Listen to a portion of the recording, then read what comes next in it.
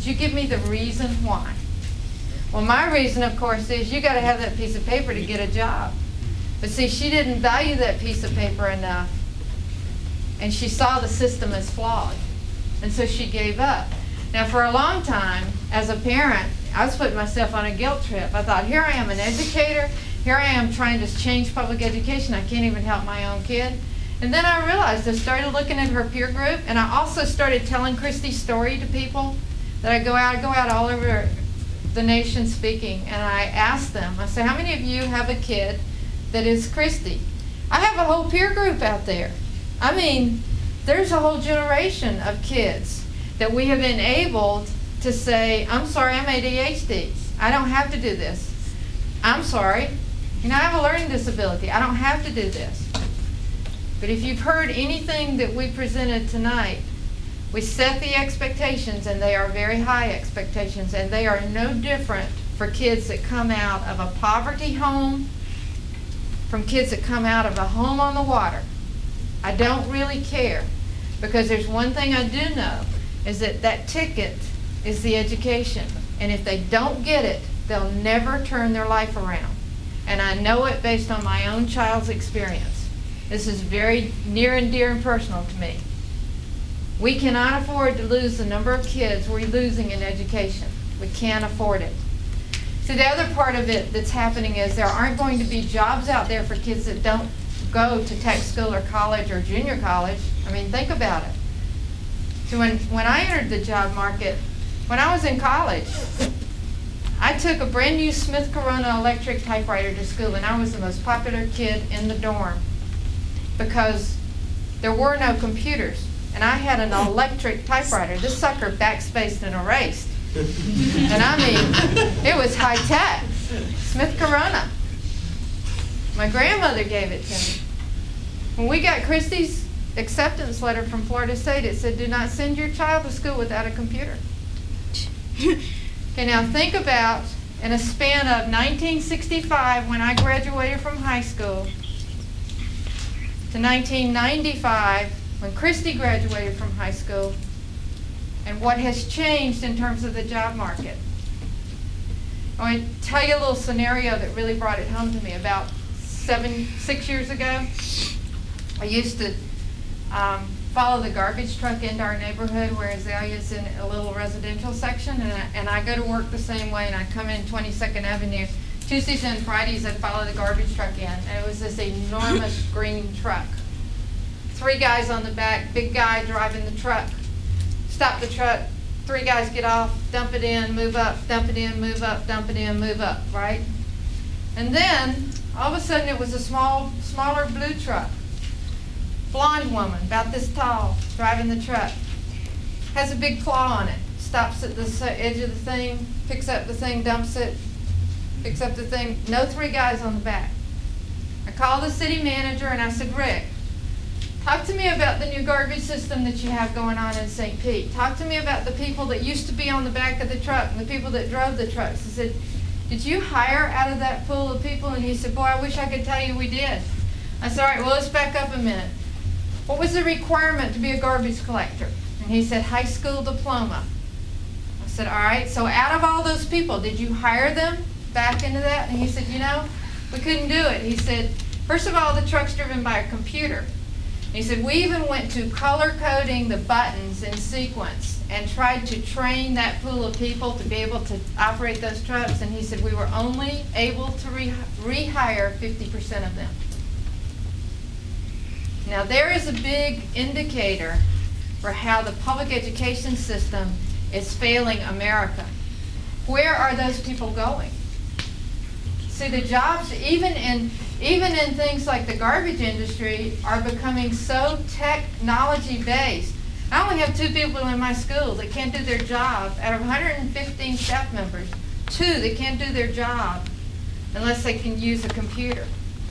2 that don't need computer skills. And those are the 2 cooks in the kitchen.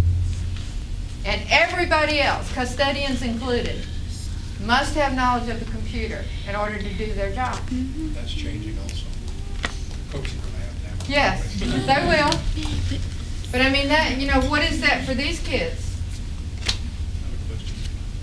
On honestly, could these girls right here pass the minimum requirements for high school diploma, the GRE test or whatever it is? No, these kids could not because remember that little cartoon I showed at the beginning, we're raising the standards? The state of Florida put into place the FCAT, which is a criterion reference test. Okay, with this year's graduating class, they had to have passed that test in 10th grade, and that is a very formidable test. I mean, it truly is. They have really raised the standard, and the grade to pass it has increased. It increased last year, it will increase next year, and in 2 years it'll increase again. Yes? Florida is one of the states that's very low overall on its especially high school rankings and its school rankings. Do you think that by the time these people that are under your new school and education doctrine become of high school age and start graduating, do you think there's going to be a dramatic upturn in some of our rankings as far as that goes? Or No, because we're not doing it statewide. Now, are you going to see dramatic upswings in Indiana and in Maryland and in New Mexico and in Ohio where they're going to do Baldrige statewide? Absolutely. You've already seen it in North Carolina. North Carolina, I mean, God, I'm from Georgia, I'm a Southerner. North Carolina leading the nation in test scores? No, those are Southerners. You know, we don't. You hear me speak. Yeah, we're dumb. I'm telling you, it's unbelievable what North Carolina has done statewide with Baldrige, and they are the leaders. They truly are. They're in the partnership leading those 6 states. One thing I'm very impressed is the motivational level. I have a 12 and 13-year-old. They've been going to private school since kindergarten, and these standards are very high at the private school. However, they seem to lack the motivation. It's more of a force type. And even though my 2 sons have been first and second honors for several years, they're about at that point now where it's very hard to get them motivated. Even though they're still there and they still have the intellect, what would you suggest, or do you have a quick fix or something like that? It wasn't quick. We've been doing this for 6 years, 7 years. You know the difference in these kids? One of the kids on the tape said it, Emily said it. She said, the teachers still tell us what we're going to learn, but we tell them how. These guys are active. I mean, I think you heard them talk about how they run their discipline system. Marie Bowl is absolutely not engaged in the discipline control in her classroom. That is not her job. It's their job. It's their education. They're the workers in the system, and so they monitor it. They're highly engaged in that. It's the same thing that would go on with you as adults. Would you rather go to a class where someone stands and talks to you for 4 hours, or would you like to do hands-on, active involvement in groups? And it's the same process. So no, that's not. Question. I think they've been patient too. Brenda, this is Honeywell. Can you comment on some of the challenges you faced implementing your vision and your change plan system, where a district or the state might have had its own direction or change plans? Sometimes in a system you get false prophets that have their changes and they're trying to lead you their direction, and some may have commented that you weren't aligned with their plan, but chose a different path. The district and state are,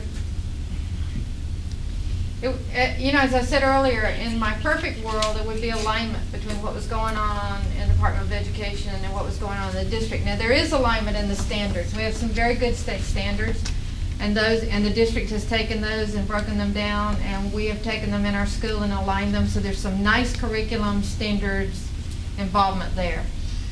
There's very little alignment in policy and state law and what the district's doing, and I think that the biggest challenge that we had at Azalea was running up against that thing, no, you can't do that because we've never done it that way. And that is so alive and well in education that it makes the job of a school that wants to be innovative very difficult. Now, as Pinellas County has become better at using Baldrige and they have implemented better systems at the district level, our job at Azalea has become so much easier, and our growth and increase in organizational performance has increased exponentially because we don't have the barriers. We haven't had the barriers at the state level for about 2 years because 2 years ago we joined the deregulation pilot, and we're exempt from most state law. But we found out by doing that, it's not the state laws that bind us, it's the district policy. District policy is what stops us cold. So as the district gets better at Baldridge, the schools will get better, and it'll be easier. It's an alignment issue. When you started this, did you have buy-in from the district at the beginning, or did you have to run interference? No, the district started it. They started it with a partnership with AT&T Paradigm.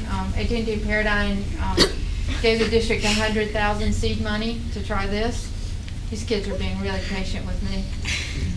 And so it started at the district level, but see, it was a business initiative, so there wasn't true buy-in from district leadership.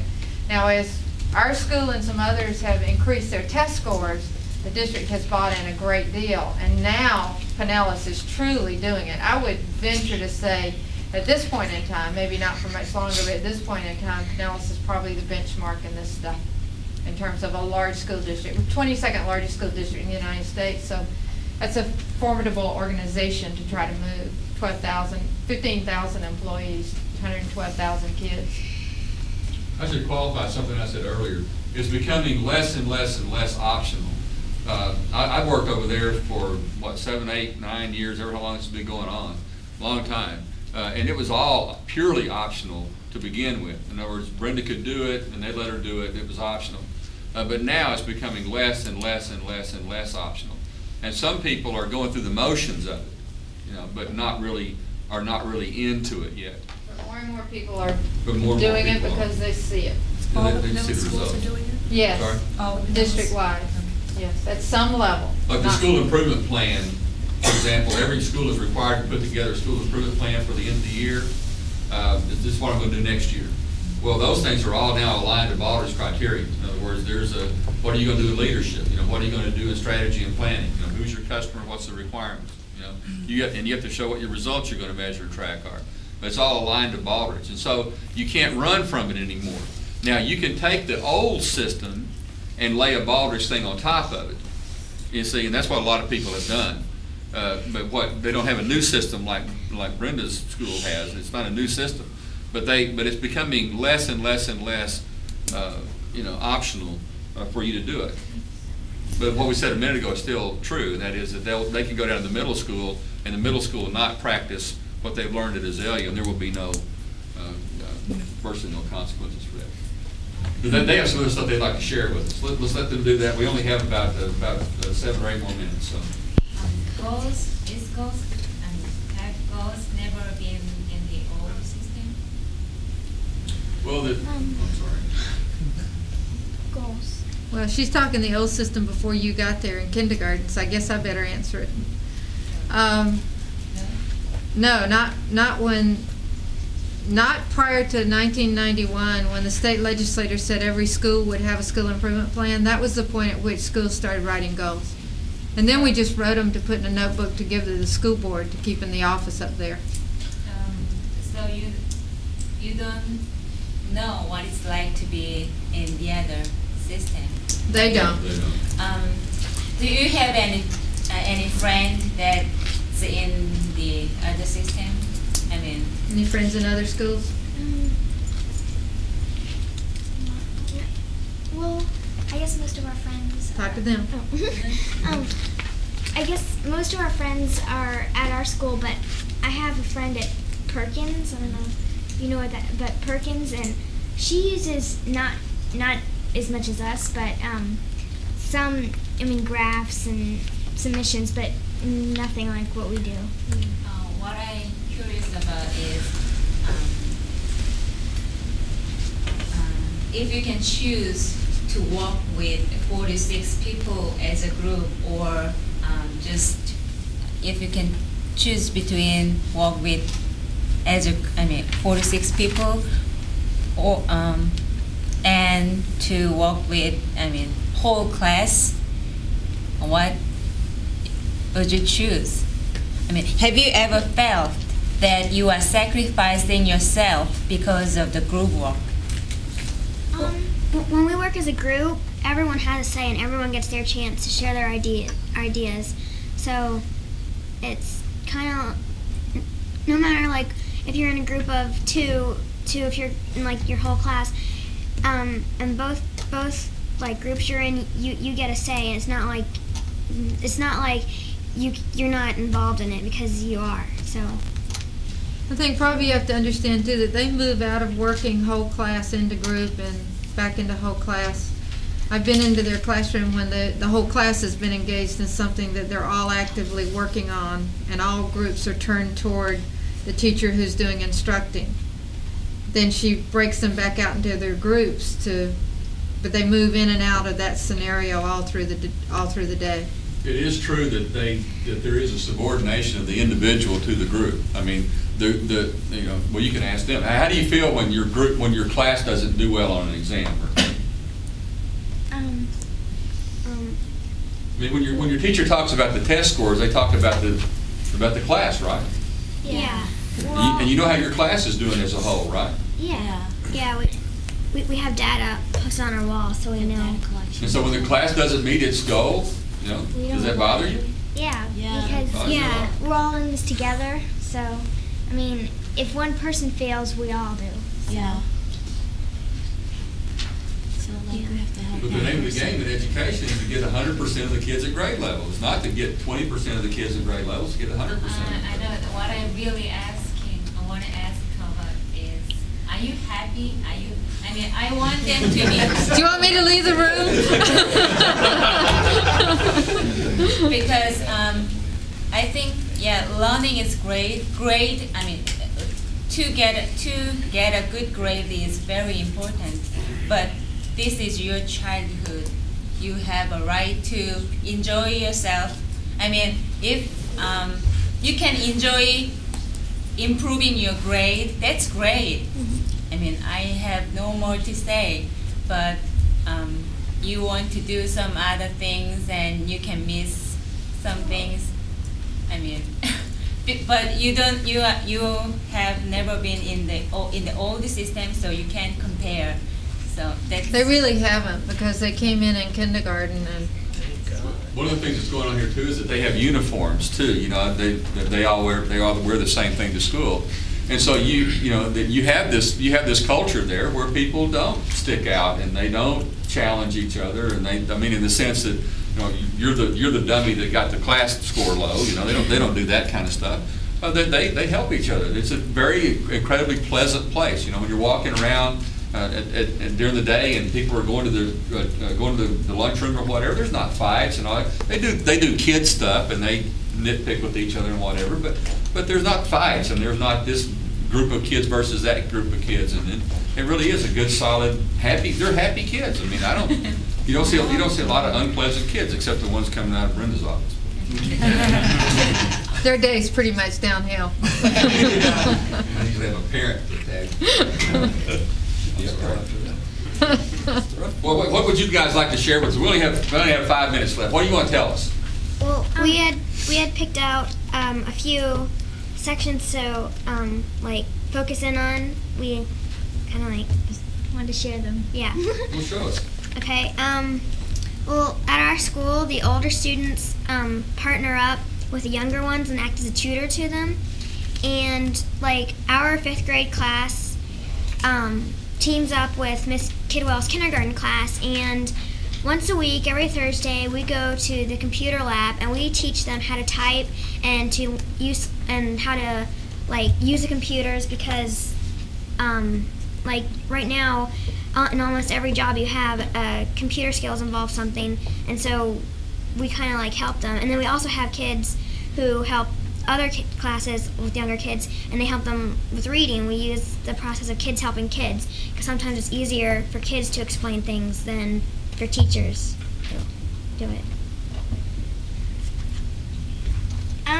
We have many systems at Azalea that we use to go through the day and to help ourselves, and one of them is called PDSA, and it stands for Plan, Do, Study, and Act. And the students and teachers use this system to come up with other systems and to improve systems and processes. And the plan stands for plan out what you're going to do. Do means implement the plan or create a new one. So Then study means study what we just did and see if we need to like make any changes or anything like that to help the plan. And act means to put the plan into action and see what it turns out to be so we can use plans. That's how we came up with all of the plans that we have. Next thing we have is we use these a lot in our school. They're flow charts, and it's just kind of like step-by-step processes. And we have these for a lot of things. One of the ones we use in our class is for the morning process, and it just explains what you need to do, when to do it, and basically like that. And We then- have one that we made for this presentation, actually. So it shows what we were going to do in a flowchart. So you can Before the Q&A started. take a look at that. It has, we shared our data folders, and that was all of us. Then Lindsay talked about buddies, I talked about PDSA, Kim talked about the flowcharts, and here's Brittany with Team First. Well, at our school and like in our class, we use teamwork, and like, for example, like every 2 weeks or so, we like change seats to get to be in a group with different people in our class, and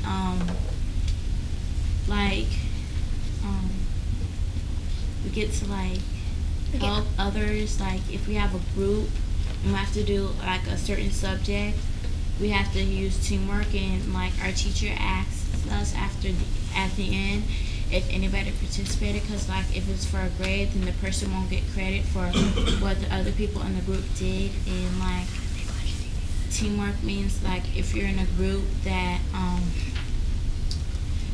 you don't use put downs, and like your ideas are good for the group, and like the person, there isn't a boss in a group, because you all work together. And like if you have an idea, it could be part of the group. Like nobody says no or anything like that idea is dumb or anything like that. And how we select who gets in a group. Like sometimes Miss Bull will have a pack of cards, and she'll go around the classroom and everyone picks whoever gets, say, 4 sit here, whoever gets aces here. Jacks and queens and all Yeah. that. And we then sit in different sometimes we do with like, we like she on Miss Bull's computer, she writes down everybody's first and last name, and then like she asks different people to like draw out the names that sits in one group, then different people that sits in the next. But like some people, like if they're on task and it's like ready to move, she asks them, the person, like their best friend or something like that, who they want to sit with, and then the next person picks the next person in the group, and then until the group is all done. and one time back in the beginning of the year, we had a student who was struggling, trying to bring up his grades, and he like got his own private group with his own tutor. We had, I think it was me and Kim, and Lindsay were in a group together, and we helped him and we kept him on task, and he started bringing up his grades. So that's a good example of how we help each other in teamwork. So it really does show up, afterwards. How did you all feel when his grades started improving? Well, we felt Great. really Because, good like, because his grades were down like below. He was like we said before, when like a person who at the bottom of like in our grades, we like those 3 girls, they helped him a lot, and so like they helped him a lot, and that made him improve like our data. so. And I also think that when we helped him, I thought he felt kind of better, because before he just felt that he couldn't do anything, and that he just should stop trying because he couldn't do anything. Yeah.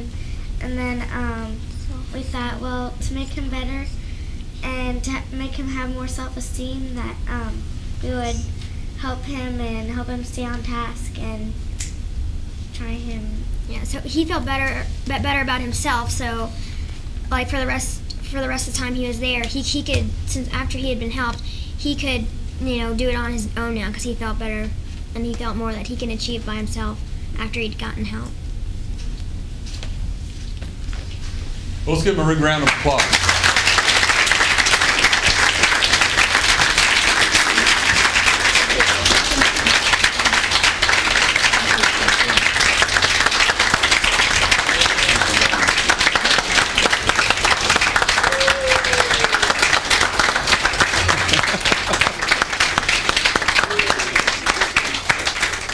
We just hope you choose here when you decide to come to college. We have a small token of our appreciation for you, just a small gift that I'd like each one of you to have. And you can take this back and open it up. And we have one for Brenda also. Thank you, sir.